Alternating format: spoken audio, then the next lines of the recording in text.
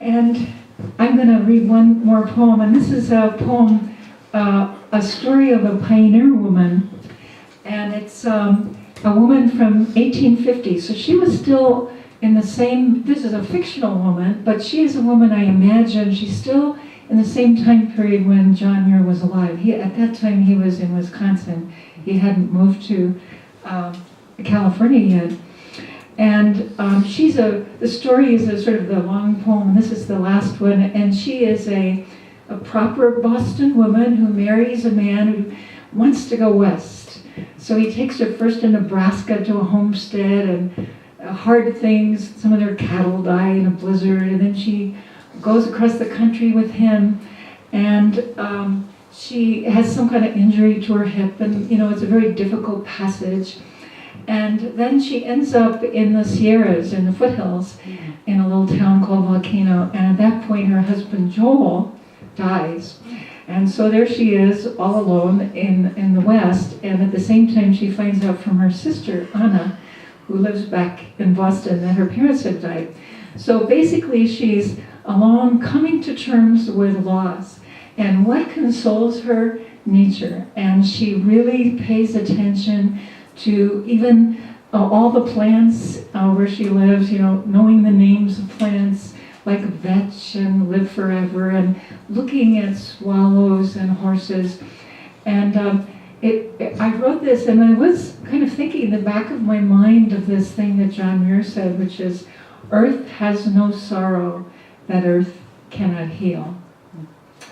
And so she becomes a school teacher, and she's writing this letter back to her sister, and her sister's obviously written her and said something like, well, now your husband Joel has died, and surely you're coming back to Boston. And she says no.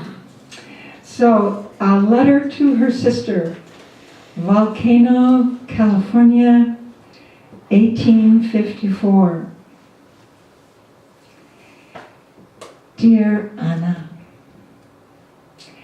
I'm sitting on the porch in Mama's gloves. On the hill near my house are 2 trees. One is a full tree, one is bare. I watch that one bare tree. Sometimes it holds the air so gently, but I can tell each branch aches for its leaf. Some days when my hip hurts, I get confused. Part of me listens to the pain blaring away in the dark, and the other part is off watching. This morning I walked out. The fields smoked with frost. A swallow vaulted over a barn. The white fence seemed to go on, and I thought, how good the world is, Anna. I stepped into the shadow and stroked the cold cheek of a horse, and the smell of vetch and toad flax, butter and eggs, live forever. Now that Joel is gone, and Mama and Papa, I wonder, are they somewhere singing? I can't imagine Joel singing. Sometimes I go to his room to look at his things. His jacket hangs so oddly on the door, and his shoes, Anna, like boats patiently waiting to sail. I'm too old not to know we were not well matched. At first, I thought it was just me, just foolishness.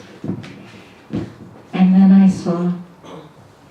Once, in a blizzard in Nebraska, our black calf stood and bawled in the snow. I watched its darkness fade to white and could do nothing. That was the way it was. Joel's silence was the snow between us. but he was a good man. He had such strong ideas. When they proved false, he looked as puzzled as a child. He looked that way the day he died, drowned in the McCollum. He knew where there was gold. He went too deep. Now, only the clouds that float so rarely by my window are like his talk. Anna, I thank you for your offer, and Daniel too, but I would suffocate in that society I used to love. I never was very good at being proper, and now I'm hopeless. How could I sit with those ladies in Boston at a lecture or a tea? On summer nights, I wake up and think I hear the wagons creak. Then I remember I'm in a real bed. Strange how I can't forget the fires sunk in the black hills, the smell of charred dung, the sound of the horses, guns lashed to their saddles, noisily slaking their thirst at the Platte. How the axles groaned, harnesses, packs jostled. My tin cup chattered all the way through Utah. This crossing changed me.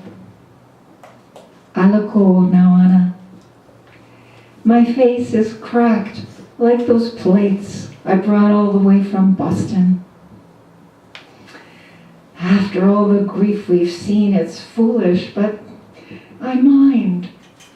I want my old face back, the one that's mine, that I carried so carefully through the mountains.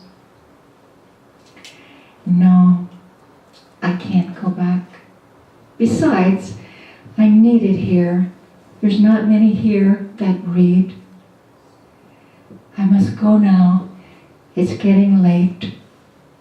Poor wills whip the evening back and forth, and the insects, weakening in the cold, struggle to fly. That people live, Anna.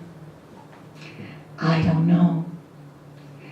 From my window, I can see an oak with one star, like the heart caught in its bones, saying how easy it is, how easy to be happy.